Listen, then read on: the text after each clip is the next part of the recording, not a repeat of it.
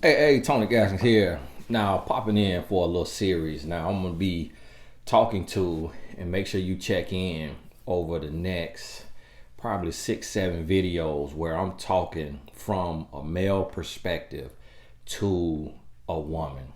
And the purpose of this is to create the dialogue, to bridge the gap to any woman seeing this. Listen to me. I'm not arguing with you. I'm not going back and forth with you. I'm telling you from a healthy, whole, happy, married man's perspective what is going on from the male to the female in the relationship. And this video, these videos, this series is not for argumentative women who are mad with their ex-boyfriend and mad with the world and want to argue. This is for the women who are healing, who are doing the work, and are open to hearing the male perspective from a healthy, whole man. This ain't coming from a grown boy. This ain't coming from a womanizer and a cheater and a man who's not living what he's speaking. So this is to prepare, to let women know, women who desire marriage, to let you know what's going on, the mistakes that a lot of women are making that's costing them a good man when they finally meet him. So in this first video, I'm talking about how women sabotage relationships. Now, this is coming from when you are meeting a healthy man. This ain't talking about how grown boys sabotage relationships. We know that, we understand that. But when you are a healthy woman, when you are wife material, and you meet a man who is a healthy man and he is husband material, here are some of the things that are happening that is severing the relationship before it really even comes together. Now, one of the first things that I noticed, and I've said this for countless years, is a lot of women talk too much. And I want you to understand what too much is. So you got too much, that's way over here on this end of the spectrum, and then you got too little, that's way over here on this end of the spectrum, and then that happy medium is just having a normal conversation. And so what I mean by talking too much is there are several women who on the first date, if it's 2 hours or more, will have already let that man know everything about her ex. Her ex put hands on her. Her ex cheated on her. She was violated as a young girl. She was violated in college. The man knows so she has, this situation, this health issue, this disease, this ailment.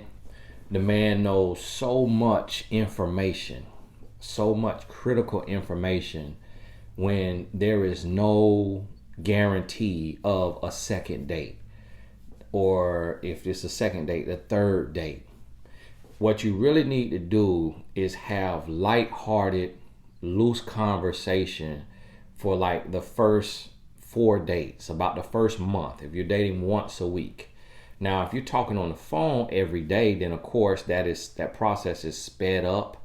But you want to be able to get through at least 4 hours of conversation. And you're not necessarily counting, but on average, when you're getting to know somebody, you may talk for an hour at a time, maybe less.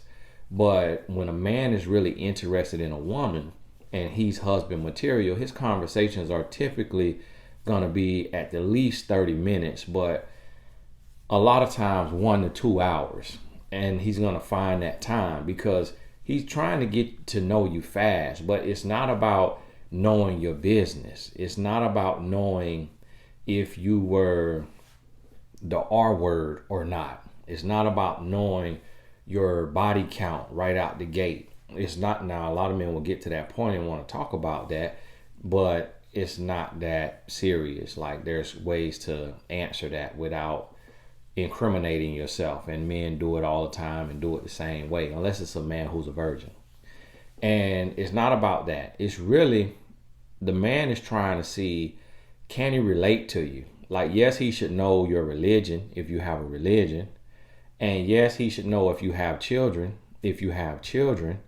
But outside of that, it's really conversation about the weather, the politics, the financial situation in the world, sports or hobbies. You're really talking to see if you can converse, to see if you can have a dialogue back and forth, and that your personalities mesh, that you're not arguing and fighting and debating in the first month, in the first 4 hours of conversation. But the thing about it is, it's a lot of women who have been single and ready for so long.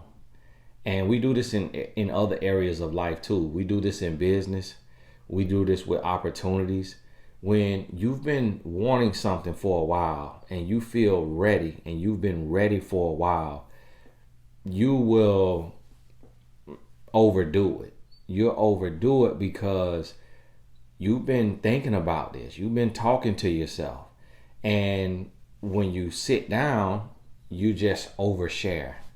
You just talk too much. You give too much. I've been guilty of it in business. Just being so ready for my breakthrough, for my opportunity, instead of coming to the table and just listening and talking when I need to talk, but keeping that, short and concise. I'll just overshare, overspill, overpromote, oversell. And then the person on the receiving end is like, whoa, this is too much. Whoa, you too anxious. Whoa, you too desperate. And a lot of times we can't even tell that we're doing it. And I see that and I notice that. And the thing about it is, it's little subtle things. It's little subtle things that just give it away. And so when you meet somebody and you've been talking for a week, 2 weeks, and you're already doing things or talking in a way, or your energy is in a way that it's like you picked up where you left off from your last relationship. So if you already, videoing the man and videoing you and, doing like couples things, like you're a couple, when you've just been talking a week, 2 weeks, 3 weeks, the man is like, whoa, we moving kind of fast. Like, whoa, you looking a little desperate. Like, you really meeting me halfway, and instead of meeting me at the 50-yard line, it's almost like you coming on over, and you coming a little further, where I only had to come 30, you done came 70. And whoa, hold on. And so you have to be measured to a degree. And what I mean is, you have a normal conversation, but there's a little trigger in you that when you get ready to go too far, you get ready to say too much, you get ready to do too much, you know it. You know it and you feel it, but it's just so sensitive to where it's easily ignored. You can easily ignore it and keep going, but deep down you could be doing a little too much. And so what happened is, when you come off too assertive, when you come off too aggressive, when you're too ready as a woman, it pushes the man back. And so when you're getting to know a man, it really should be, if he reaches out to you Sunday, Monday, Tuesday, then you reach out to him on Wednesday. Hey, how are you? Just checking in. Now you've given him something back. A real man is expecting to pursue you. A man who's all the way whole and ready, he's expecting to pursue you. The men who are more so stuck in their ways and kind of grown boys, they will expect a 1-to-1. Like, he reaches out Sunday, you reach out Monday. Or he will expect you to be pursuing him, you to be chasing him, because he's calling himself a king. And I heard a guy say that the other day, that women should be pursuing men because men were kings. And I'm like, you were not a king. Because if you were a king in your ancestral history, you would not be broke today. You would not have to work today if you were a king. We need to stop. And if you were a king, you were not being sold in slavery. If your ancestors were sold in slavery, you have no king in you. You are not from the lineage of king. There was one king, and then there was hundreds of thousands of regular men. So if your ancestors ended up on a boat coming over here to America or to one of the islands or anywhere being sold in slavery, let it be known you're not a king. If you come from kinghood, you still over there in that priest line, and one of your family members decided to come to America like Eddie Murphy did on Coming to America, not being put on no boat. So men need to get over this. We were kings. We were king. No, you could have been the peasant working for the king. You could have been the slave in Egypt. And so understand that a woman should not be pursuing a man. And when you're talking to a man should not know all your business. He should not know your every dream, your every hope, your every fear. You should be having conversations, and for the first month, you really want these conversations to be surface level. And then sometimes the man want to go deeper. The man gonna want to go deeper, but you want to answer that question concisely from a position of power. You don't want to have no 5-minute answer. You want to have like a 60-second articulate answer, and then you want to hit the ball back to him. You playing tennis. You want to give it back to him. And the key for women, and this is the mistake that women make, is men are closed in. Men are reserved. Men are hidden. Men are quiet. Men are suppressed.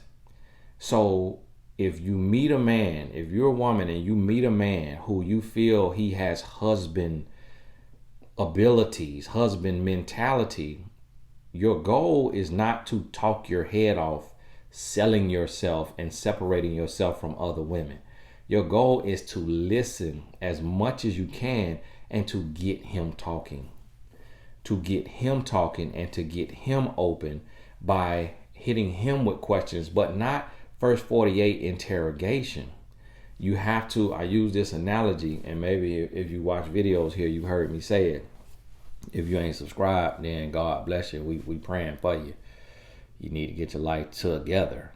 But listen, when you talking to a good man and you a good woman, what you got to understand is that the world has never welcomed him. And bitter women who are not growing, they don't care about this. I had to block a lady the other day because I'm talking from a good man's perspective and about what good men need that they don't often get in this world. And she just keep going off. She's stalking me on YouTube, stalking me on Instagram, stalking me on TikTok with a fake picture and a crazy name, talking about we don't care about black men.